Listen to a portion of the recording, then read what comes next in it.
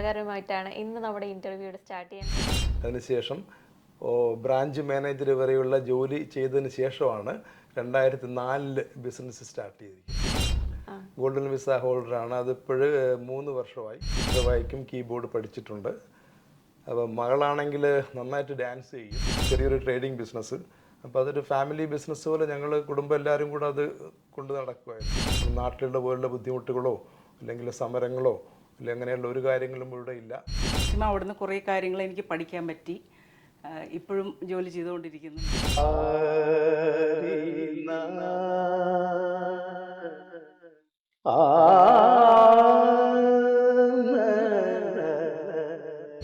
ഉള്ള സിനിമകളിൽ നമ്മുടെ പുതിയ തലമുറ ആസ്വദിക്കുന്ന സിനിമകളിൽ പഴയ രീതിയിലുള്ള പാട്ട് ഒരിക്കലും അതിന് ചേരില്ല.